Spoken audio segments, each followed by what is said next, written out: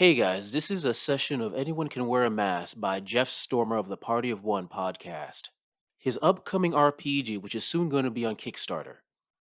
If you liked what you hear, consider supporting it on Kickstarter, link in the show notes. Anyway, I want to say thanks to the following Patreon listeners: Daniel Andrelick, Fabian, Warren Cummings, Matt Hill, Rochelle Jackson, Matthew Prohl, Case, Nick Morgan, Mike Shalman, and David Millar. Thanks for helping us figure out who's behind the mask.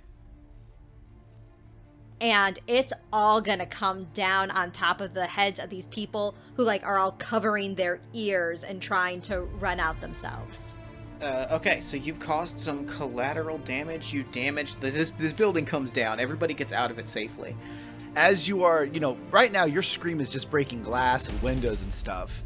And the guy with one final smirk towards you and a wink aims his gauntlet towards the pillars, which usually your things wouldn't that affect unless you're going full blast, and he fires one last shot.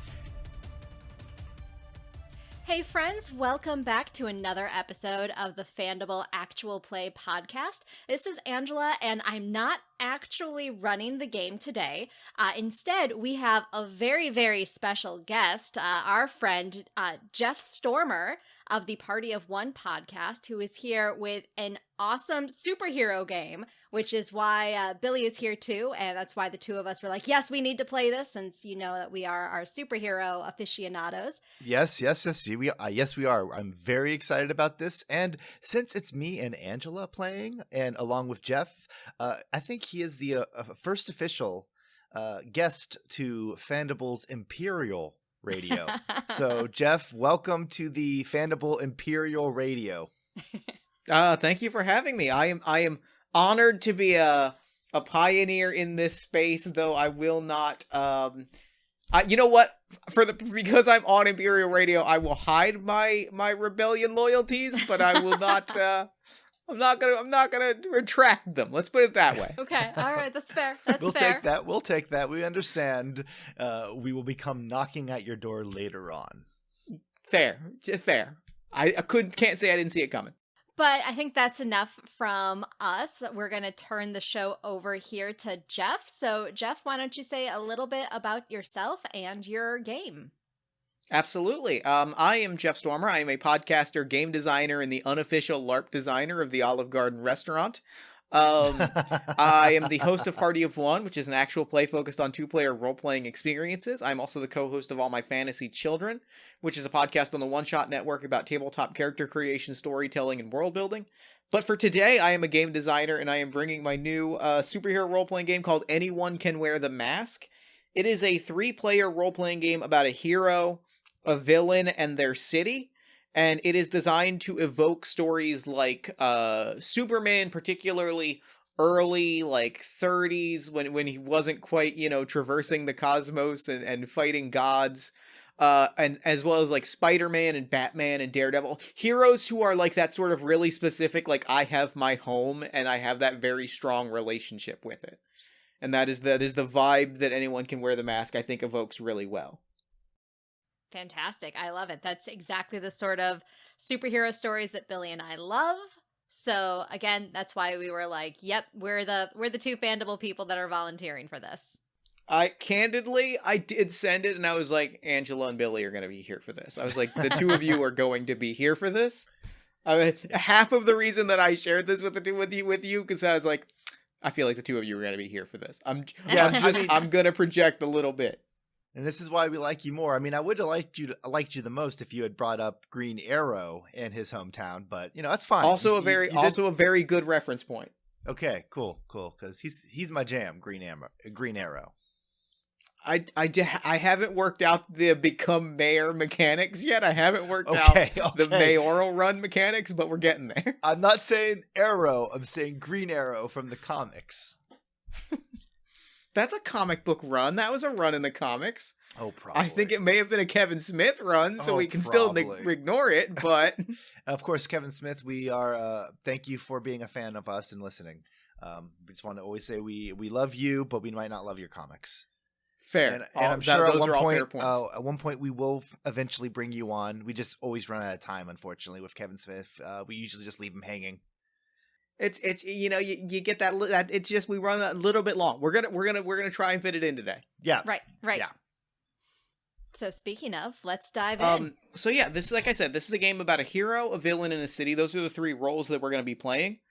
And we're going to start out by creating our characters, and then we will play through a series of scenarios or like issues or days in the life or, superhero like save the day moments.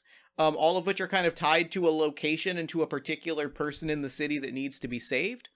The first thing that's going to happen is we're going to like just cover some tone stuff immediately, and then we'll kind of dive into it. I mean, this is a game where the hero is never going to fail. Like the hero will always save the day, but the hero will lose some people. Like there are people that the hero will not be powerful enough to save. And to make sure that we're all cool with that, like that's the premise of the game, is that like that's kind of what you're up against, is not so much whether or not you'll save the day, but whether you'll save everyone along the way. There's also a big villain that will appear and ruin everything for the hero and kind of ruin your life a little bit. And then you'll make a big dramatic hero's comeback. Are we all cool with that sort of narrative arc? Of course. Yes, I am. Heck yeah. So we can kind of cover some safety mechanics. We have X and an O, like we can use those signals, where the X card is we take something off of the play entirely. The N card is that while we don't stop play, we kind of move naturally in a different direction. And the O card is if we're like completely 1,000% on board and we're like, this is the greatest thing that I've ever experienced. We kind of verbally evoke the O card, and that is our symbol for like, let's really lean into this and make this a much bigger part of the game. With all of the safety stuff covered, we'll dive into our character creation. And the first person that we will create is the hero, because the city and the villain are kind of tied, are kind of reflections of what the hero is. So the hero, in Anyone Can Wear the Mask, the hero's role is to the hero will be presented with like threats and locations and people, and it is your job to describe how you save the day, because whether or not you save everyone, you always save the day. It's one of those conceits of comic books that's very important to me. So that is sort of the idea, is you're going to like make a note of the people that you save and the people you don't. You're going to make a note of the city and your relationship to it, and you're going to rise up, stand tall, and defeat the villain in the final battle.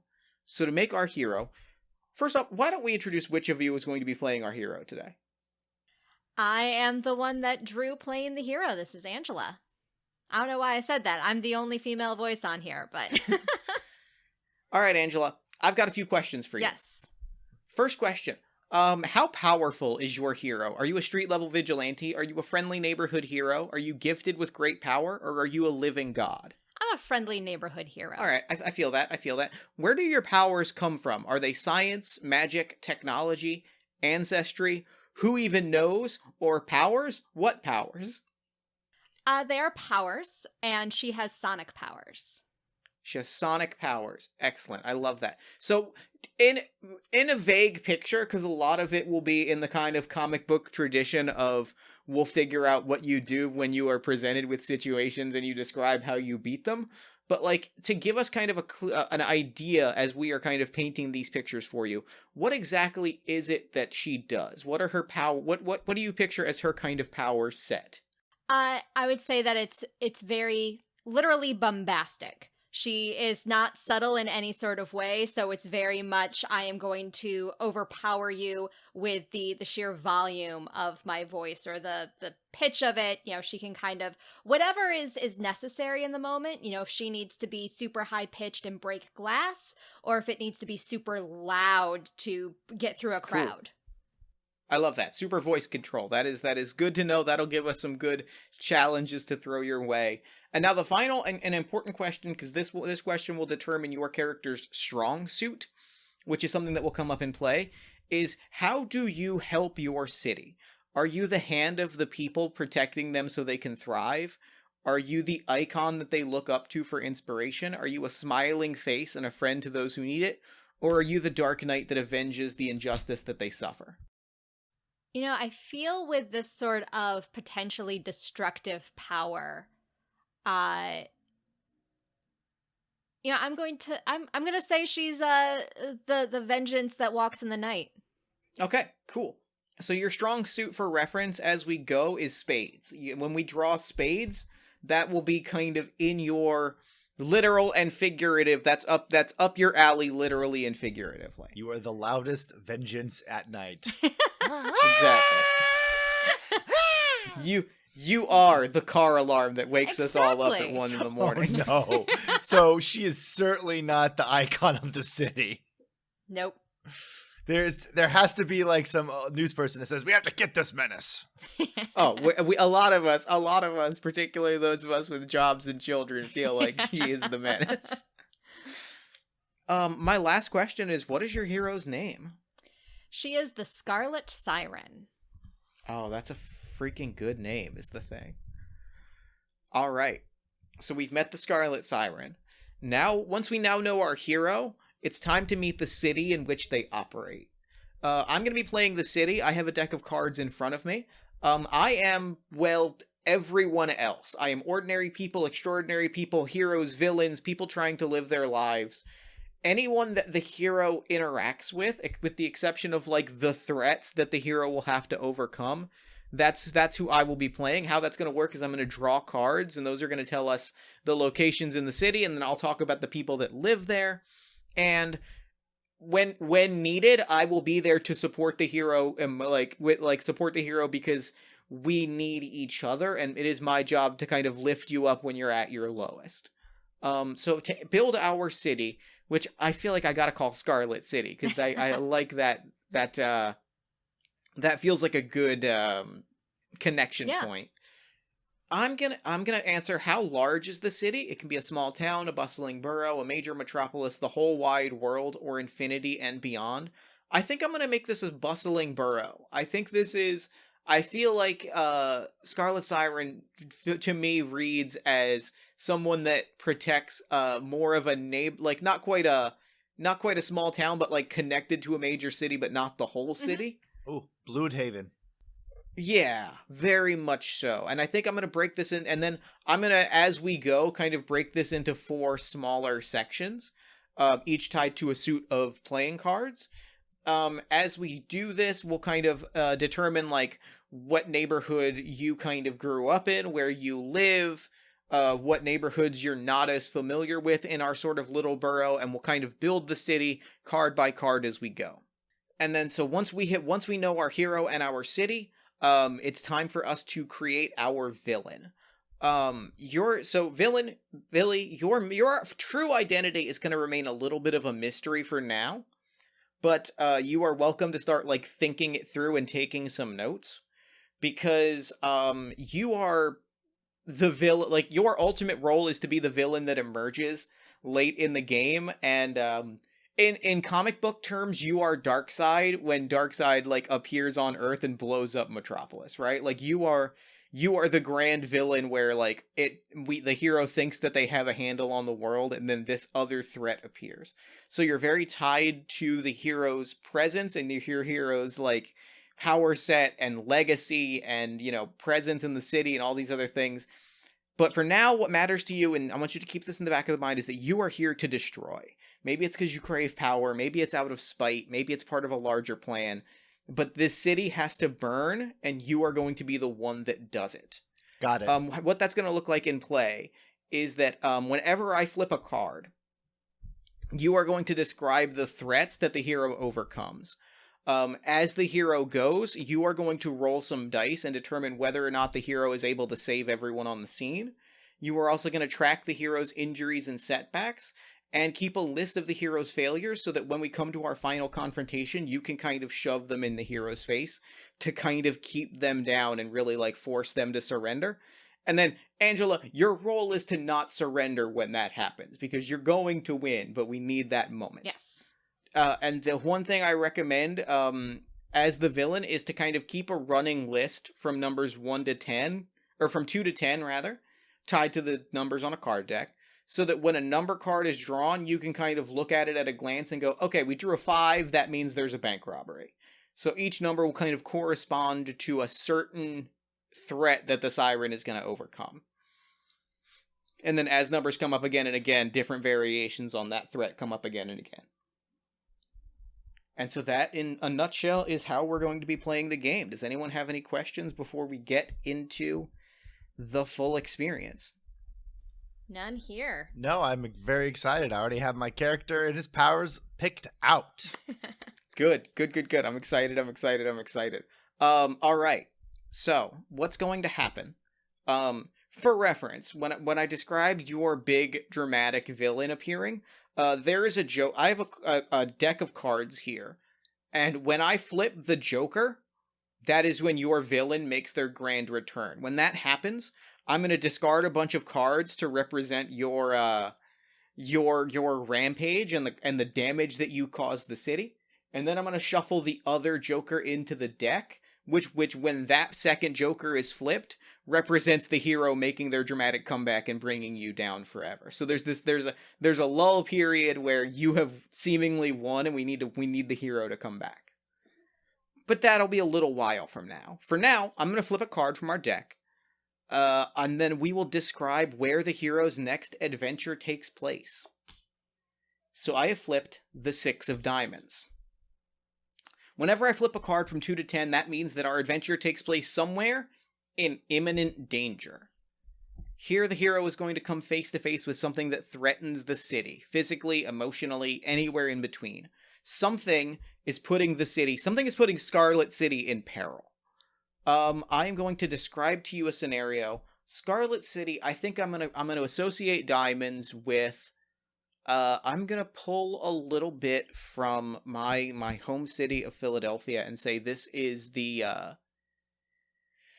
not quite Jewelers Row. This is we're gonna call it the luxury district. This is like the shopping epicenter of Scarlet City. This is where all of I think there's an outdoor shopping mall here. This is a big, boisterous, loud, very touristy. Like this is the place where locals don't really hang out because it's kind of cheesy and gaudy and loud. And I think what is happening here is someone, and I will leave that threat to the hands of our villain to describe what is happening in this outdoor mall. But that is the threat that needs to be presented. Villain, what villainous plot is unfolding here in the luxury district of Scarlet City?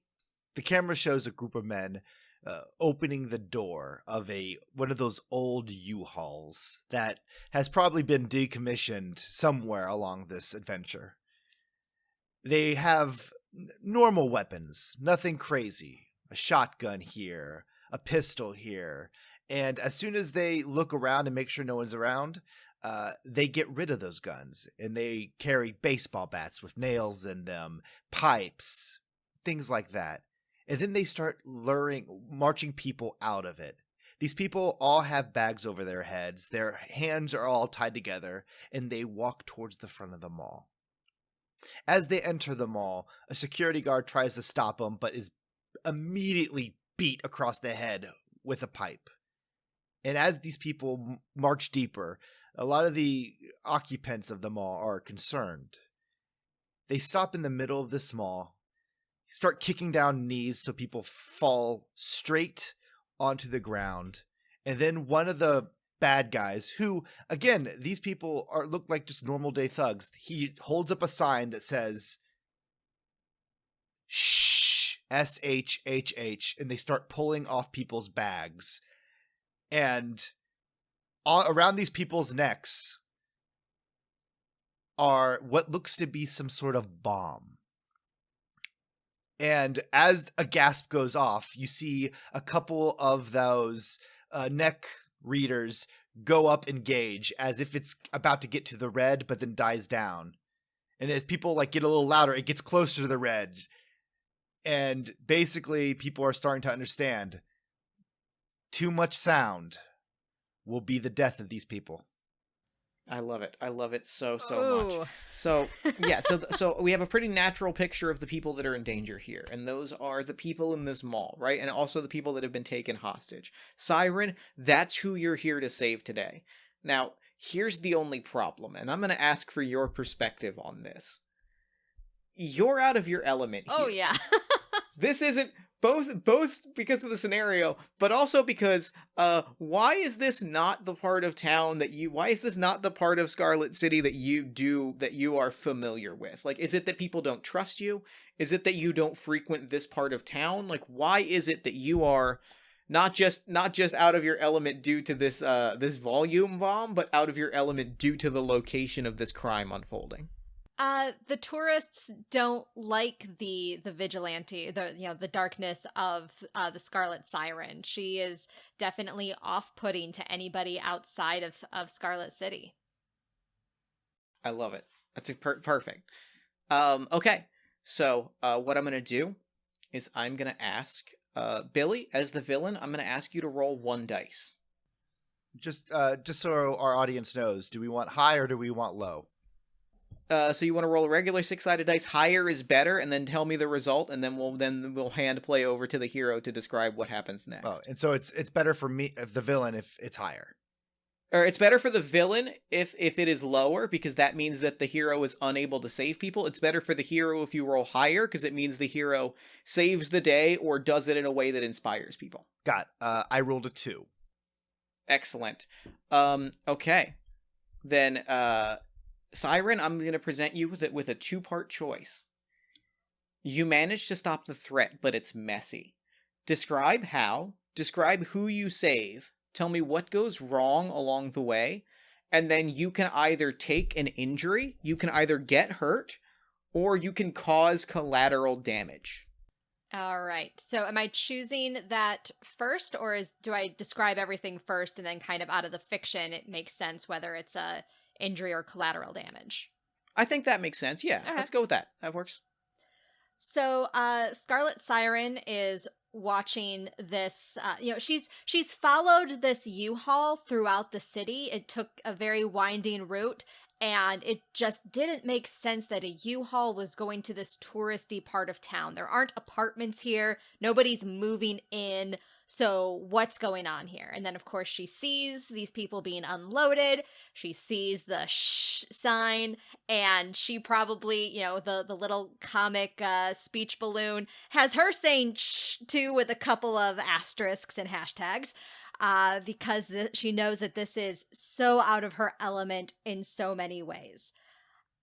So the way that she is going to approach this is the one advantage that she does have, even though she's out of her element, this isn't the neighborhood that she's usually in, is that she does know it's not glamorous, but she knows the sewer system of Scarlet City.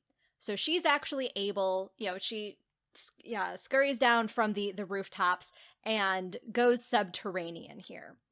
And she is going to be able to pop up, there's different manhole covers, there's different utility access.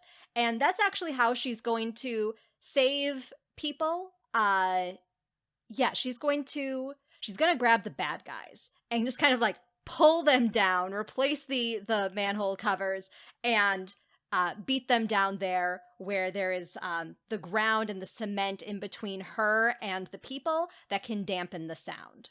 So I think from all that, it makes sense that she's going to take an injury because she is up close and personal with these folks that have, as our villain very aptly described, baseball bats with nails in them, lead pipes. That's the sort of thing that, it's going to only take one hit to start doing some damage. May I offer a plot idea for some damage that occurs? Sure. After you knock down most of these people and beat them, you start removing the harnesses around their necks. It's an easy job. It looks like it's not even booby trapped. It's leather straps that's connected to some variant of an explosive. And as you remove the last one, and the crowd, you look around, most of the crowd's gone. You see someone step out from behind one of the police barricades, and it's an officer, and he looks a little panicked, and then he just holds up a shaky hand and squeezes a can, and it's one of those air horns in a can. Wah! And you look down as the gauge goes up on the collar, the last collar that you're holding. You have enough time to throw it, but it definitely explodes way too close to you. I like it. And the last thing you see as your vision is blurred is that officer is dropping down to the ground, holding up his hands as the other cops are like clearly arresting him. And he's like, I had to do it. I had to do it. I had to do it. I love that. So yeah, let me ask. So do you still want to get hurt, or do you want to cause collateral damage, Siren? There's two. Yeah, you have a bomb in your hand. Yeah. Let's make that collateral damage. Okay. So what's going to happen on collateral damage is I am going to flip a card. I'm going to flip the top card on the deck, and it is going to just like pile up on the side. All that really, like, functionally, that just represents damage to the city, but on a tangible, like, mechanical level, that means that we have basically sped up our road to the nemesis's, your sort of heroic downfall. You know, we flipped a card, there's one less card in the deck, we are a little bit closer to that nemesis showing up. All right. But for now, the day has been saved. You have been a hero. I'm going to put aside the 6 of diamonds. You saved the day.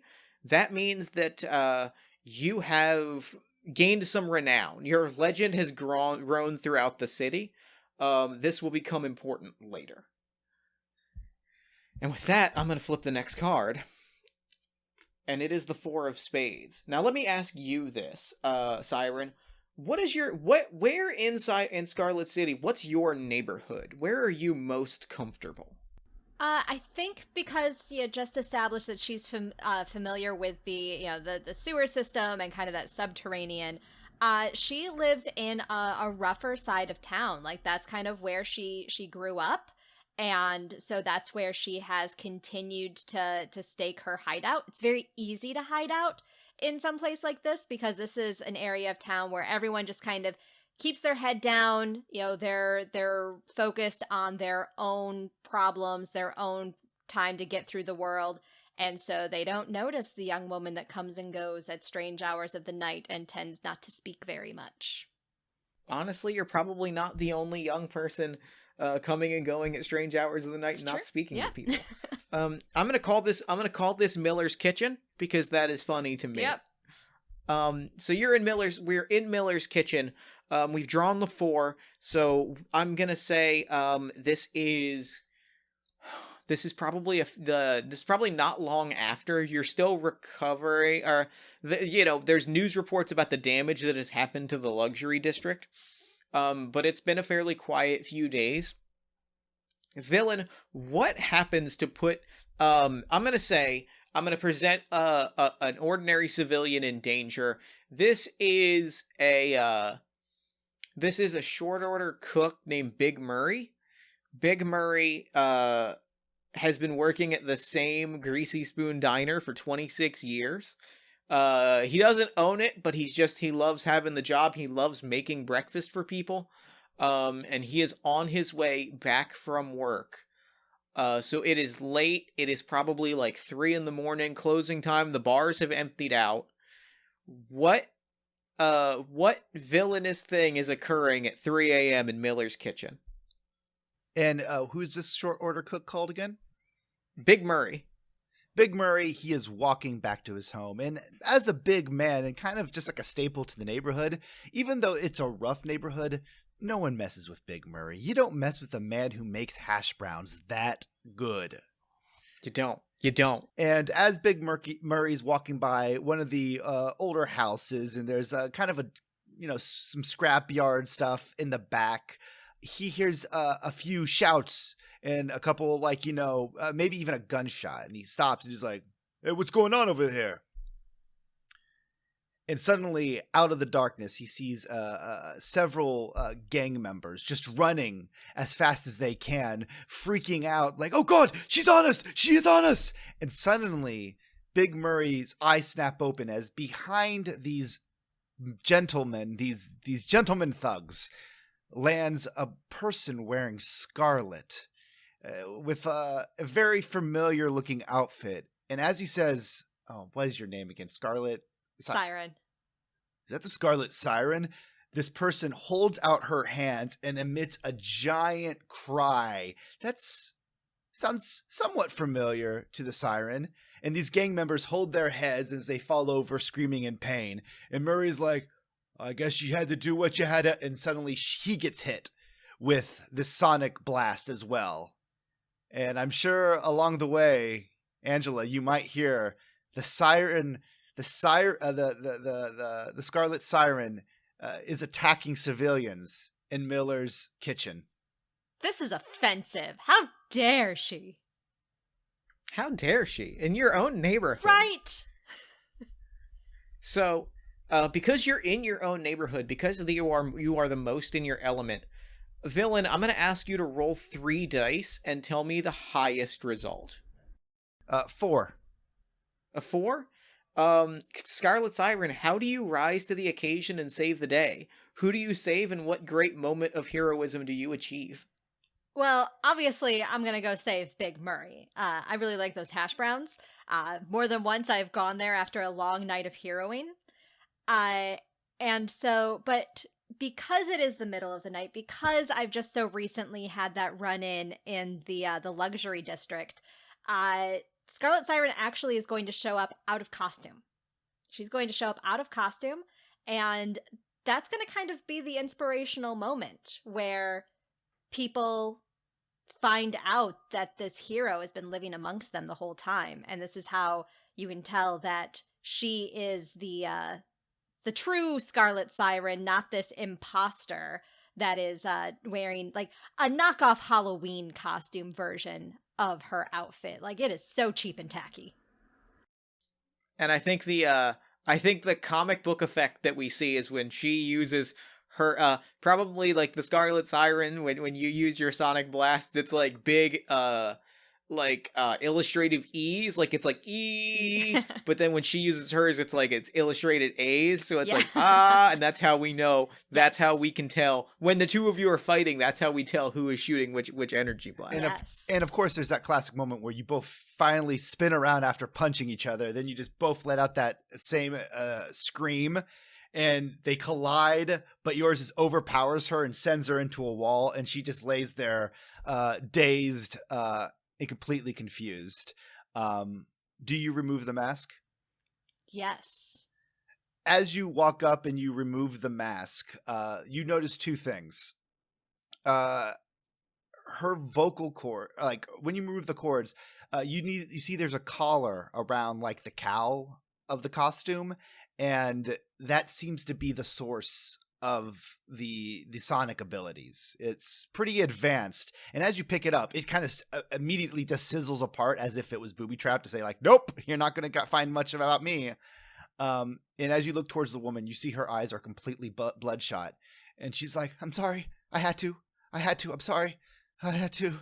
And then she just kind of goes limp, suffering probably going to unconsciousness from the wounds that you gave her. Fantastic. So, like with the last one, I'm going to take this card and put it aside. Your renown is up to 2. You have really started to prove yourself among the Scarlet City. Like, people are really starting to know the name the Scarlet Siren, and honestly, like, you are really starting to, like, you know, have a reputation as a hero. You're not one that everybody likes. You've caused a fair amount of damage. You know, the luxury district, the people who run the luxury district have deep pockets. But, like, you are starting to form a real, like, connection with the ordinary people, right? We get one of those news montage segments where a business owner's like, Scarlet Siren? Mm-mm. Pure destruction. Anarchist. No, don't like it. But then, like, increasingly large numbers of ordinary people are like, yeah, she's looking out for us. You know, they interview someone from Miller's Kitchen that's like, she's one of us, and that means that we stand by her. I love it. So now I want to flip my next card. I flipped the 7 of Hearts, which means we're coming to a new section of the city, and I'm going to declare that this is Scarlet City Community College. And it's move-in day. That's exciting. Who doesn't love a college move-in day? There are parents dropping off their kids. There are the big, giant, big giant like moving carts all over the place. The Scarlet City Pimpernel, which they do not feel is inappropriate, despite the fact that that's kind of the whole deal with the Scarlet Pimpernel. The Scarlet City Pimpernel is like greeting students, and it's this big, giant, elaborate, like mascot-looking Zorro figure is like greeting students. All of this is unfolding. It is a packed, the college itself is packed. Students are everywhere. Everybody's wearing their orientation shirts. And this is a 7, so what new threat is facing the fine young, the future leaders of Scarlet City and the community college? Hit us, villain. The cam pulls up to a young teenager. To a teenager. And he looks a little like he's a little tweaky. Like his eyes are like moving back and forth. He's scratching at his skin, and he takes a crowbar and he starts working a lock. And as he opens it up, he spins around as he hears someone behind him, and it's a security guard. And as the kid raises up his crowbar, the security guard holds up his hand and says, "No, I'm with you. I have to do this." And they both nod their head, and they walk into something that reads sewer line. And they're carrying some sort of device. Cuts to the hallway, the dorms, as the kids and the moms and the dads are walking through. The dads are all proud. The moms hugging their sons and daughters, all sad to see them go. When suddenly one of the fathers feels a drop on top of his head. His bald head. So he reaches up, touches it, and he brings it down. And it's a red coppery smelling liquid. And then he looks up and realizes he's right underneath a fire sprinkler. And just then the sprinklers activate, all of them in every room. Anything that's connected to this wing of the dorm activates, and all the people are like, "Oh, gas, oh my god, they're covered in what looks to be blood." But then some of them start actually tasting it, and then their eyes go mad and crazy. And then violence breaks out as they all start just wailing on each other. Moms against fathers, fathers against kids, kids against kids. RAs versus new students. Some kids from the University of Scarlet City show up, and then they're at each other, they're at their throats, because that's a long time rivalry. Oh yeah, they don't even have the blood on them. They're just like, "Oh right, we're ready to clobber."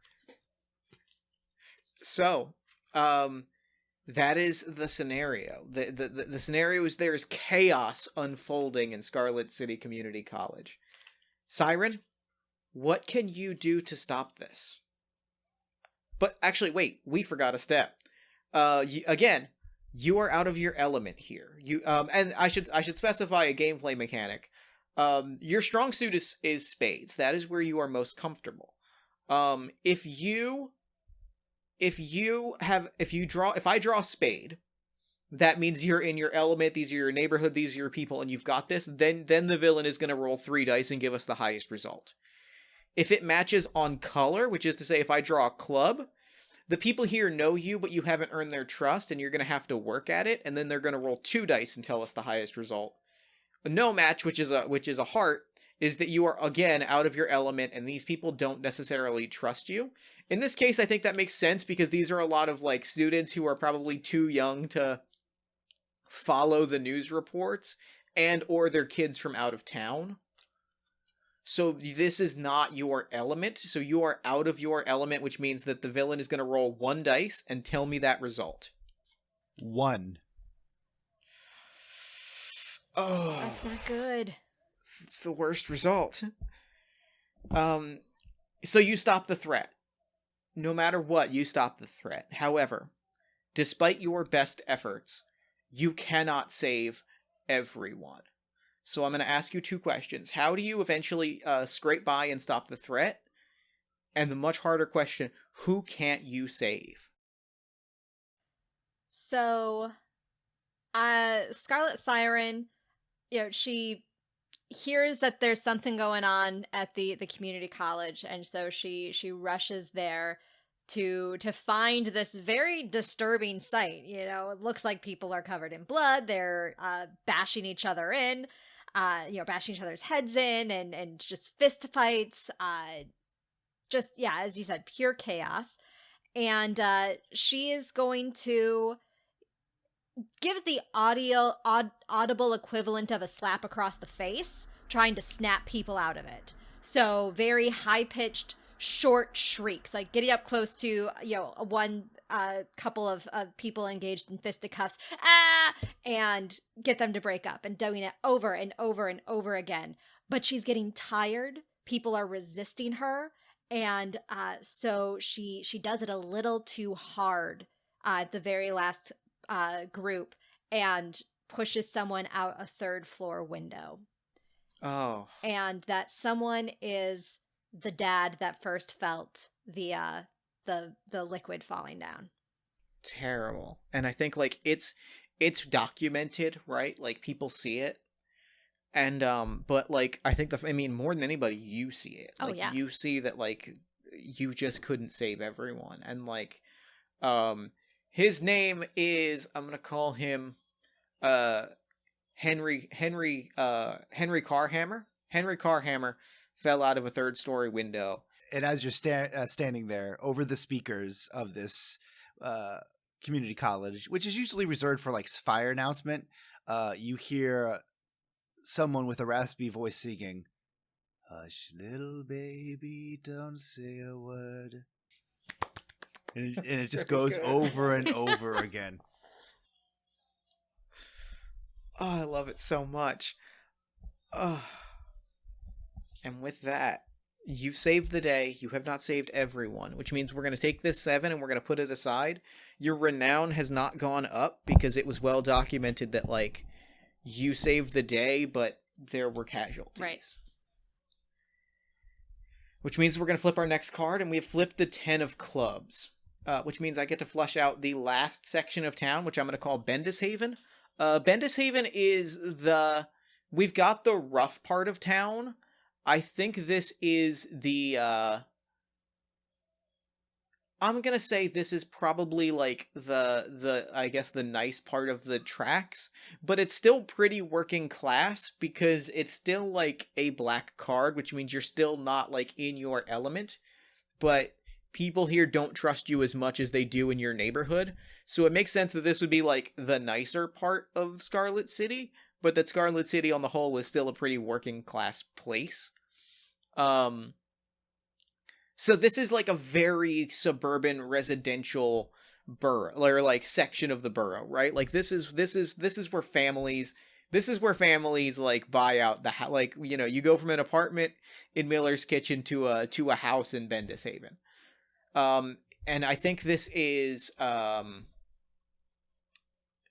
PTA. This is not a PTA meeting, but a town chamber of commerce meeting, or a homeowners authority meeting of a group of people like discussing the Scarlet Siren. Like in the wake of the death of Henry Carhammer, this is like a homeowners authority meeting discussing what people on this block should do if they see the Scarlet Siren. And opinion here is split, but in your favor. Like people here are largely like, look, if she's here, she has a reason to be here. But you know, the heads of the HOA are kind of like, no, she's gonna cause damages. She's dangerous. You saw what happened to Henry. And they are throwing a fit when something dramatic happens and people need to be saved.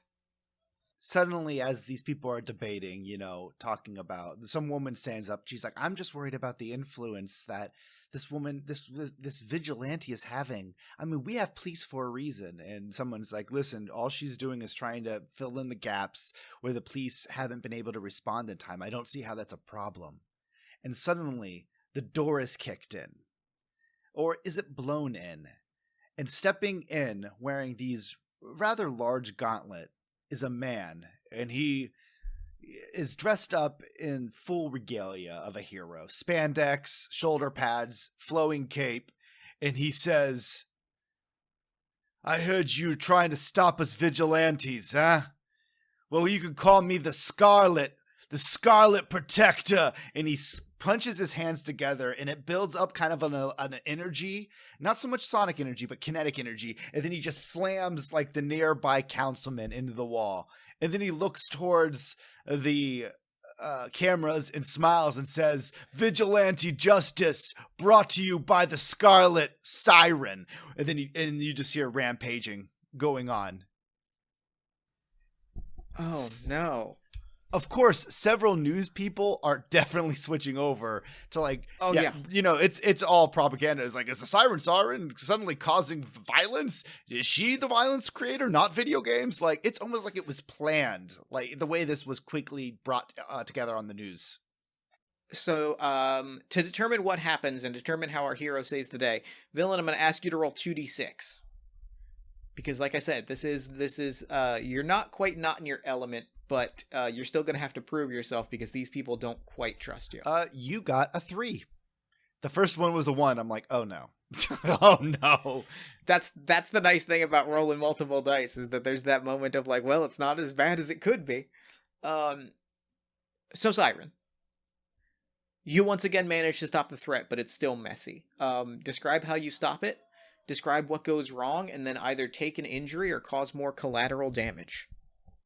Oh, this building's coming down.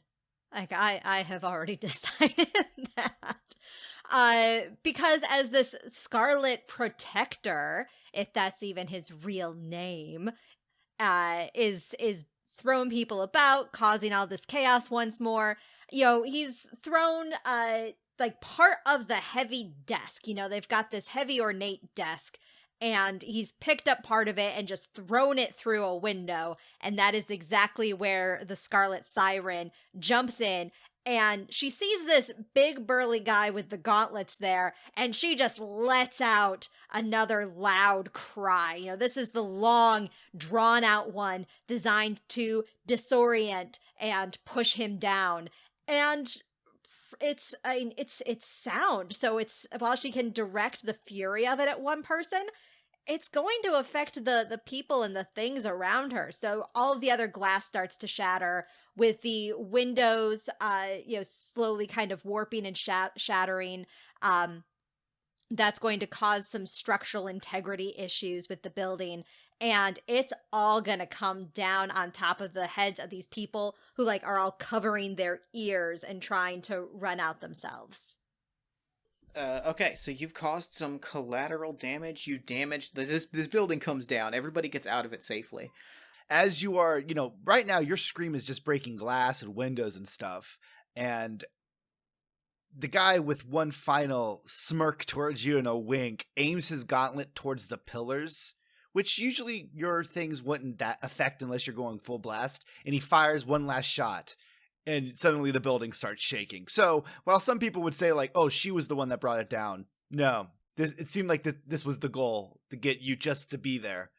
And you can easily start getting people out and everything. Do you save him though? Because he's perfectly content with just sitting there waiting for this thing to come down.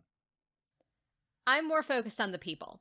So, yes, so he's going to be left there. I assume he's going to disappear mysteriously before he can be brought to justice. Well, it's going to take a while to find. I mean, whole thing comes down, so you have no idea. Oh, okay. Ooh, I love it. I love it a whole lot. But yeah, you managed to save the people, and like, you honestly, like, as much as they are a bunch of cranky old wealthy people, you actually kind of managed to win over this homeowners association. They're not happy that their sort of like neighborhood communal house has been knocked down, and like they're certainly like grumbling about it, but like they actually, I'm gonna say that the higher up, the like head people still don't like you, but they get outvoted when it is voted whether or not to, you know, formally recognize you as the person that saved them and consider you a friend of Kirby Street. Great. Which brings us to our next location, our next adventure in the saga of the Scarlet Siren. And for that, I flipped the 5 of spades. So we're back in Miller's kitchen. We are back in your home turf. I'm gonna say that now you are actually this is actually immediately after the last adventure because it's late. You just knocked down a building. You are at the Red Brick Cafe. Or the Red Brick Diner. You're at the Red Brick Diner. The Red Brick Diner is the diner that everybody in Miller's Kitchen knows. It's where Big Murray works.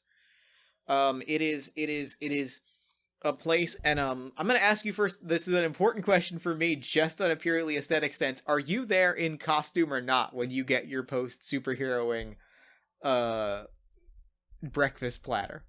She's not going to be in costume because the people of Miller's Kitchen have saw her in her last adventure. So she's trying to do this a little incognito, but Big Murray makes sure that she's always got the freshest coffee on the house. We're not going crazy. She still needs to pay for her breakfast, but Sure. Free hot coffee. And what is your breakfast order? This isn't game related. It's just something I need to know. Let's see. She's a pretty simple breakfast. 2 eggs over easy, hash browns extra crispy, and sausage patty. I love it. So you're here. You're in the diner. You've got your food. You're about to dig in. Everything looks exactly right. The eggs are that perfect level of over easy where you can tell you're gonna jab one with a fork and it's gonna perfectly bleed onto those hash browns, and it's going to make everything exactly right.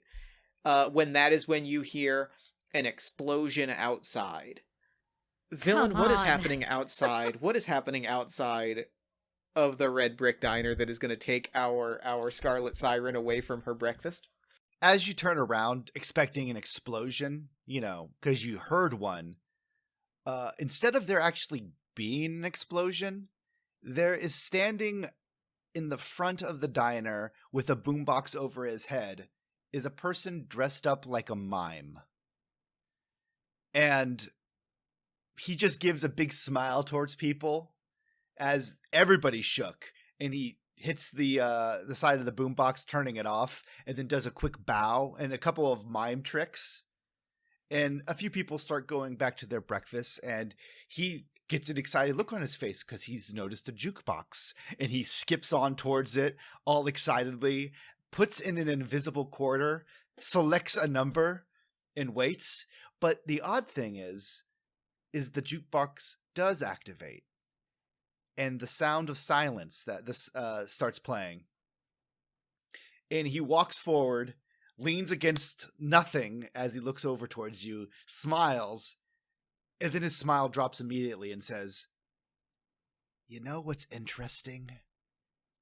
How he gets you fresh coffee.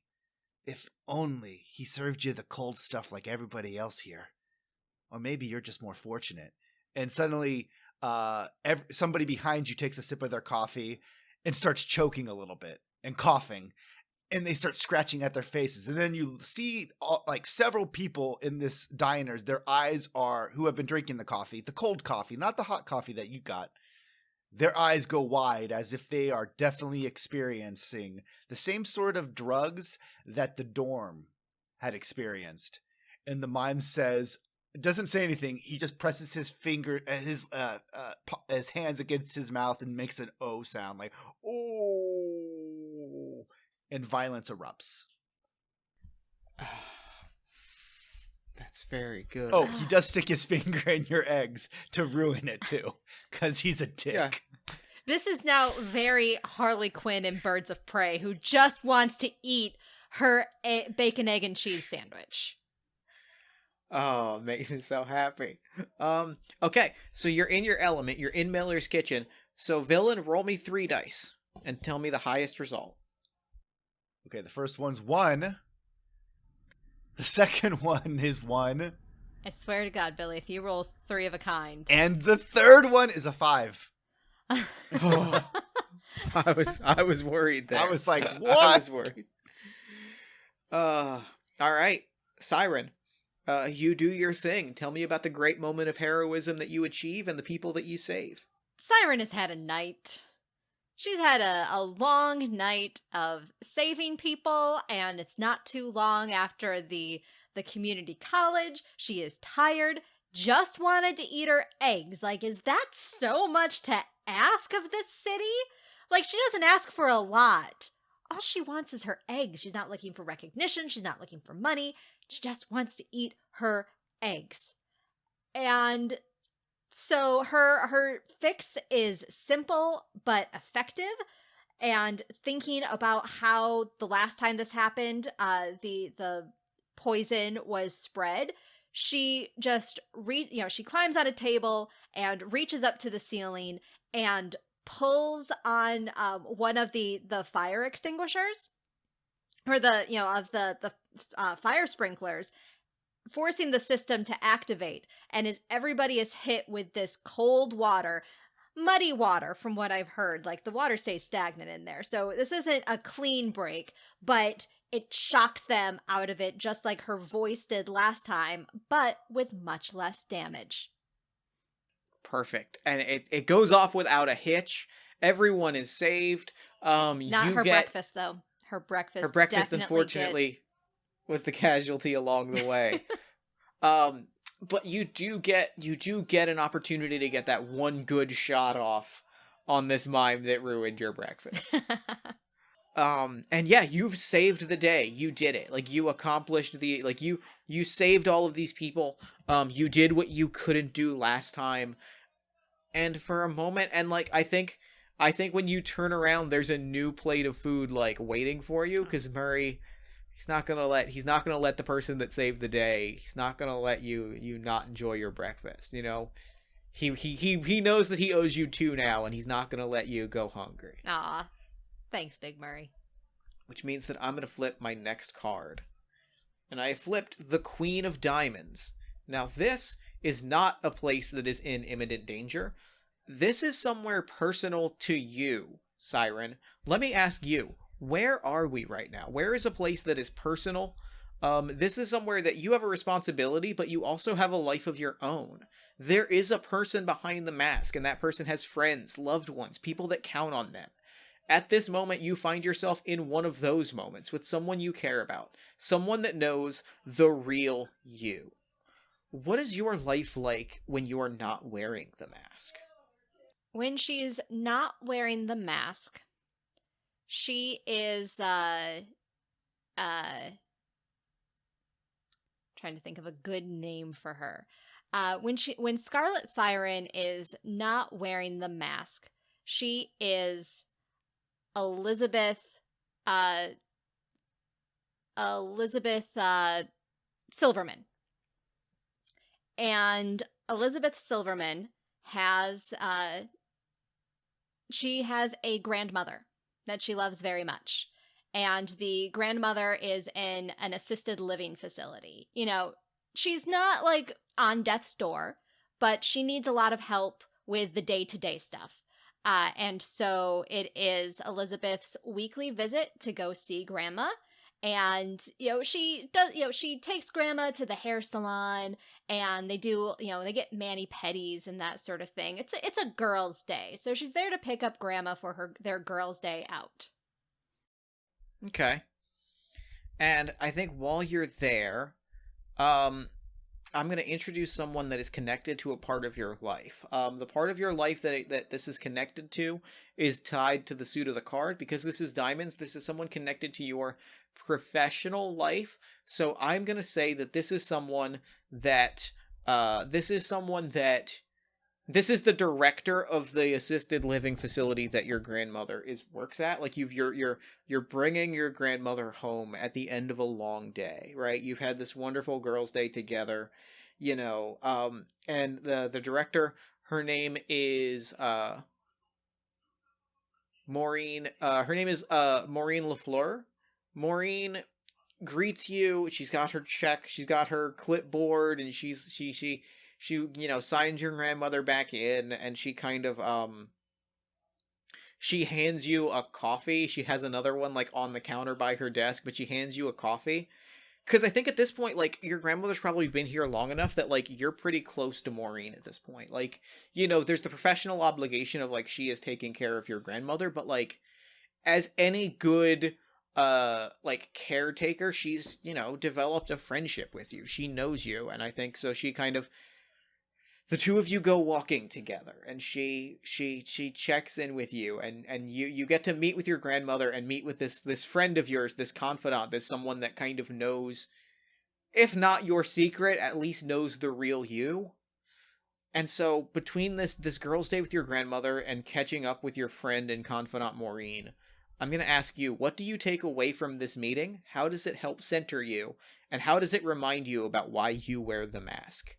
What she takes away from this is a renewed connection to family because, you know, there's the obvious connection with her grandmother, but when someone takes care of a member of your family long enough, as you were saying, like, not only is she a friend and a confidant, but I am trusting her with such an important member of my family. So in a lot of ways, it becomes a familial connection.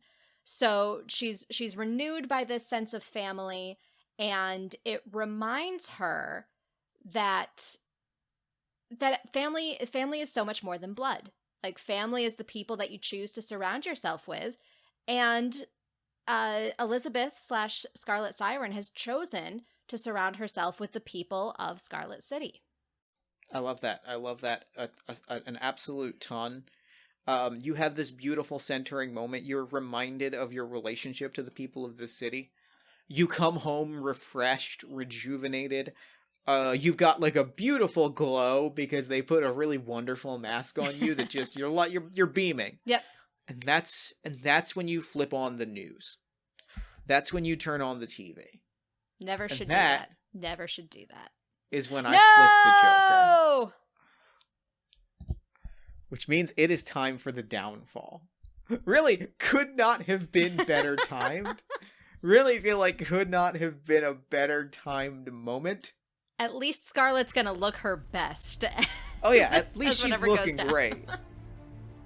Thanks for listening to this episode from the Fandible Podcast Network. If you liked what you heard, please consider leaving a rating and review on Apple Podcasts or other network. And don't forget to share your favorite episodes with friends or on social media. Speaking of, you can connect with us on Twitter at Fandible. Find out more about us at fandible.com and get early access to episodes and exclusive content at our Patreon.